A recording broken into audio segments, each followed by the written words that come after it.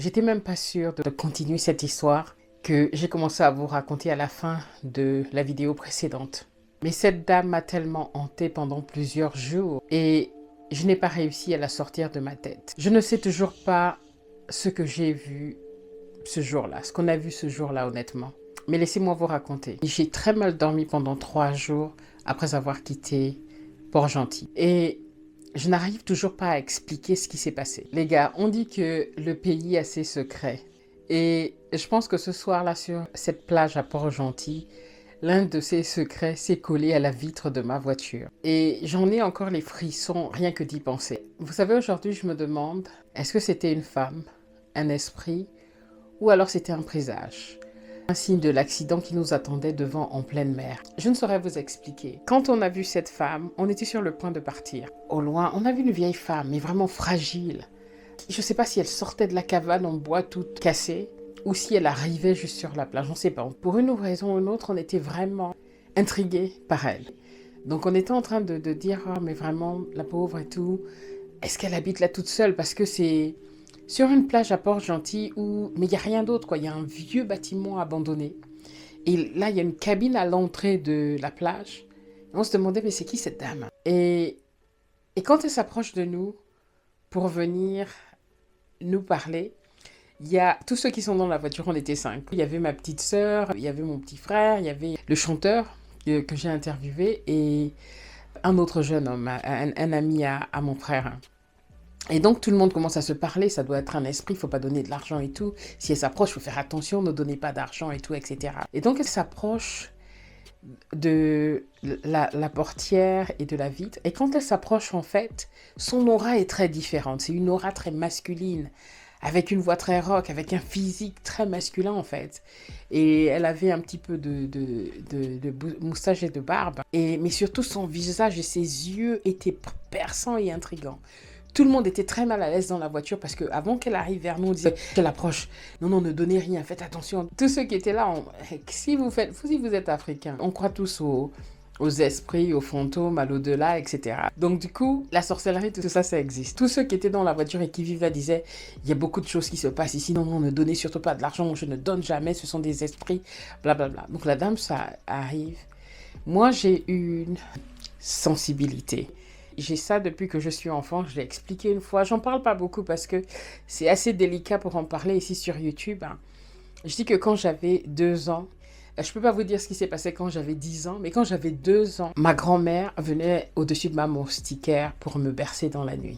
J'ai jamais rencontré ma grand-mère, elle est décédée bien avant que je naisse. Ok? Et des exemples comme ça, j'en ai plein. Je devais avoir, je ne sais pas, peut-être 9 ans. Je sais plus, mais j'étais jeune. Et j'étais dans la chambre, et donc, on avait un voisin. Et donc, je suis dans la chambre, et je vois le voisin passer. Et donc, il me dit bonjour. Et donc, il y a ma mère qui arrive, elle me dit, tu parlais à qui? Je dis, je parlais à monsieur. Elle dit, monsieur. Oui, monsieur. Elle était là à la fenêtre et tout. Il m'a dit bonjour. Elle dit, monsieur est décédé. Tu as vu monsieur comment? Des exemples comme ça, j'en ai plein. Quand une de mes meilleures amies est décédée, je l'ai su tout de suite. Donc, j'ai cette sensibilité. Juste pour vous dire un petit peu pourquoi cette histoire m'a marquée. Et donc, quand la dame arrive à la fenêtre de la voiture, je suis très mal à l'aise.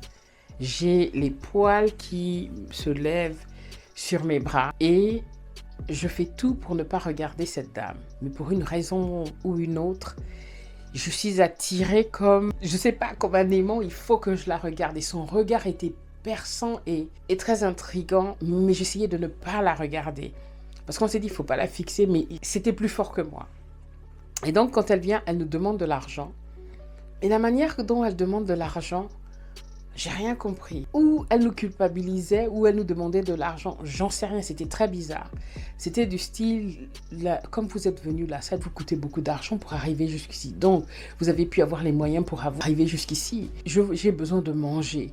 Donnez-moi quelque chose pour manger. C'était une drôle de demande. C'était pas qu'elle demandait de l'argent qui était... Le souci, c'était la manière dont elle demandait, les mots qu'elle utilisait. Et ma petite sœur qui disait, non, non, non, faut pas donner. Elle s'est mise à prier sur un billet de 2000 francs et elle lui a donné, elle a continué à prier après. Quand la dame a pris l'argent. En partant, honnêtement, je ne sais pas si c'est une bénédiction ou une malédiction qu'elle nous a donnée. Les mots qu'elle a utilisés, je ne me rappelle plus exactement, mais c'était pas merci beaucoup mes enfants, allez-y que vous soyez bénis. C'était une parole pleine, très très lourde, hein, du style l'argent que vous m'avez donné là. Je ne veux pas paraphraser pour dire quelque chose qui n'est pas, mais je sais que quand qu'elle a parlé, je me suis dit mais est-ce une bénédiction ou une malédiction? En tout cas, l'esprit de cette dame est resté avec nous. Son aura, de toute façon, était très masculin, très fort. Et on était tous très, très mal à l'aise. Et quand on l'a laissée, qu'elle est partie, et la manière dont elle s'est éloignée et tout, même quand elle s'approchait de la voiture, au départ, c'était une femme très fragile, mais quand elle s'approchait, c'était une aura de femme, on dirait un homme très masculin et tout, etc. C'était vraiment impressionnant. Et donc, quand elle s'en va, pareil, elle s'en va, on la voit partir et tout. Et on est tous en fait perplexes. Donc on démarre la voiture, on s'en va. Et il s'est passé quelques trucs en chemin. Je sais pas, on était juste tous restés sur le choc. Parce que pour beaucoup qui étaient dans la voiture pensaient que ça devait être un esprit. Mais moi je suis restée tétanisée. Je suis restée très mal à l'aise. J'étais juste très mal en moi. Je ne savais pas ce que c'était, mais j'étais très très mal à l'aise. Quand je ressens par exemple qu'il y a quelque chose autour de moi, j'ai une sensation qui est très désagréable autour de moi, je suis mal à l'aise dans ma peau. Et cette sensation, c'est ce que j'avais. Et en fait, les paroles qu'elle disait, c'était des paroles à double sens, très difficiles à interpréter. C'était des paroles lourdes de sens. Et c'est pourquoi je me suis dit sur le moment, mais c'était une bénédiction, une malédiction qu'elle nous a donnée sur le moment. Et pour quelqu'un qui a vécu longtemps en Europe, n'est-ce pas, vous allez vous dire, tiens, tu crois à ces choses-là? On n'est pas africain pour rien. Okay? Si on est africain et qu'on dit qu'on ne croit pas aux choses du pays, c'est que on se met le doigt dans l'œil. Et en rentrant, cette nuit-là, j'ai eu du mal à dormir. J'étais très très mal à l'aise. C'est un sentiment que j'ai de temps en temps, que quand il y a une présence négative, quand il y a une entité autour, je la ressens. C'était comme si quelqu'un regardait à l'intérieur de mon âme. C'est très très bizarre à expliquer, mais j'avais du mal à dormir. Et le visage de cette dame ne me quittait pas. C'est comme si, vous savez, comme elle était à la porte, son image ne me quittait pas. Je me sentais guettée, je me sentais très très mal à l'aise. J'ai eu du mal à dormir cette nuit-là. Et dans la nuit, j'ai décidé en fait d'avancer mon billet de bateau. Je devais voyager à 14 heures. J'ai appelé mon petit frère pour lui dire, écoute, on part très tôt demain matin à 5 heures au premier bateau. Et je ne savais pas ce qui nous attendait devant. Et donc on a pris le bateau et soudain on entend un boom. Je vous ai relaté ça dans une vidéo. Et on voit une fumée noire derrière nous.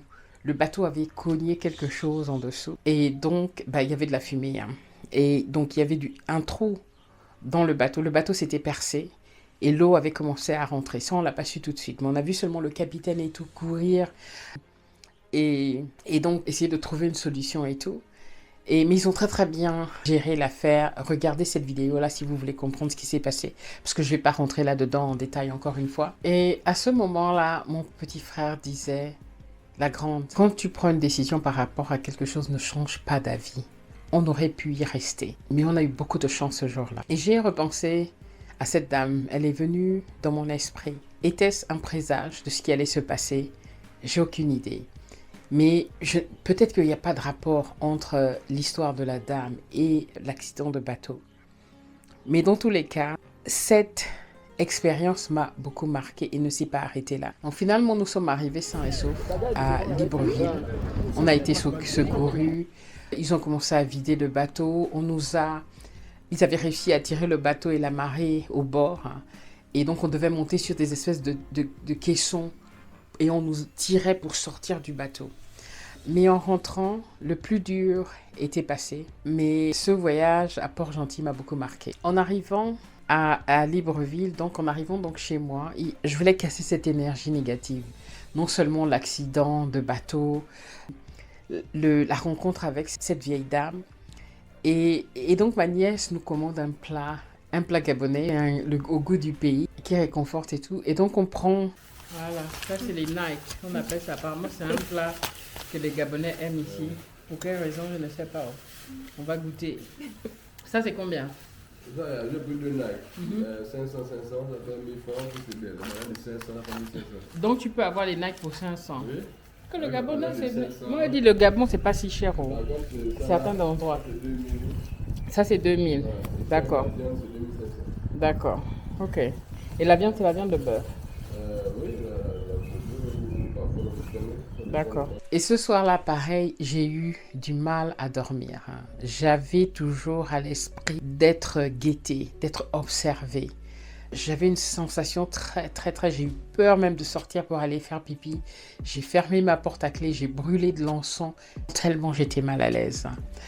Le lendemain, c'est l'histoire de l'araignée. Si vous avez regardé l'autre vidéo, c'était à la fin, où il y a eu une araignée qui...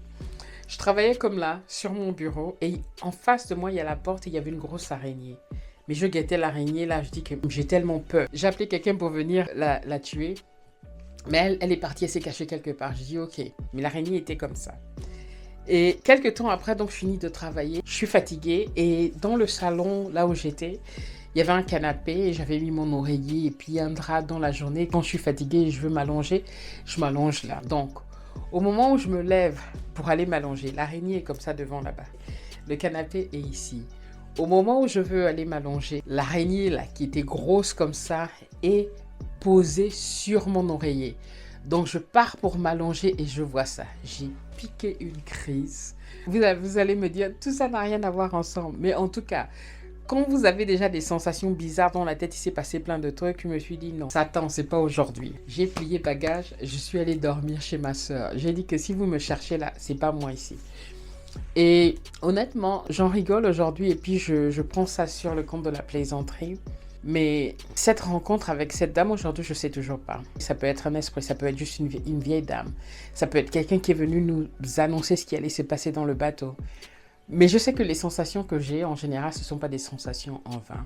Quand je ressens quelque chose, quand je ressens une présence, quand je ressens un esprit, ce n'est jamais quelque chose d'anodin.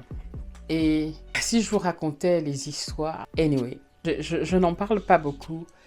Mais si je vous racontais le nombre de présages que j'ai eus, c'est quelque chose qui m'a poursuivi toute ma vie. Et on m'a toujours dit d'accepter ce don et d'apprendre à le comprendre et à le maîtriser plutôt que de fuir, parce que puis je fuis, puis ça me poursuit, ok? Et je suis quelqu'un qui a souvent eu, par exemple, la paralysie du sommeil. C'est le truc le plus atroce. Je me rappelle une autre fois au Cameroun où pendant 3 jours, j'ai eu du mal à dormir parce que je ne pouvais pas dormir. Dès que je voulais dormir, je me sentais partir et attaquée par des entités négatives.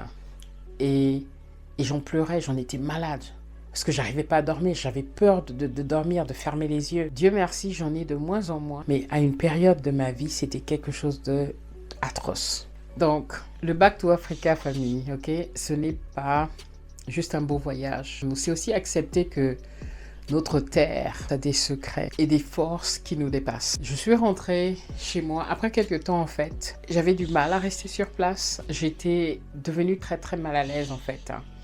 Et il fallait que je rentre pour plusieurs raisons. Non seulement parce que ça avait été compliqué sur d'autres points de vue directement liés au Back to Africa, mais aussi par rapport à ces expériences-là. Et j'en ai eu quelques-uns pendant mon séjour. Mais la vérité, c'est que je suis rentrée marquée, mais encore plus connectée que jamais à l'esprit du Gabon, de ma terre. Donc, ok, je laisse ça avec vous. J'ai hésité à raconter cette histoire parce que j'hésite de parler de ce type de sujet, ok? Parce que ça peut être très polémique, ça peut être très mal interprété, ça peut être mal vu. J'ai grandi là-dedans. Ok famille, nous sommes arrivés, nous sommes rentrés sains et saufs. Et voilà, donc ça arrive. J'ai une philosophie en fait, c'est que si c'est ton jour, ça va, que ça arrive, c'est ton jour. Ok, si c'est pas ton jour, c'est pas ton jour. Donc ça se serait passé en pleine mer. Je ne pense pas que je serai en train de raconter cette histoire maintenant, mais ça s'est passé à côté de Libreville. Donc on était juste à côté. Voilà, tout s'est bien passé. Et donc on est à la maison, hein, la vie reprend. Et Voilà. Donc voilà l'histoire à raconter. Et bon, les médias raconteront ce qu'ils voudront. Mais moi, je suis quand même fière de la manière dont ils ont géré les choses, hein. Voilà. Par contre, famille, ce qui a failli nous tuer dans le bateau là, ce n'est pas tant le bateau qui a failli couler, mais le froid.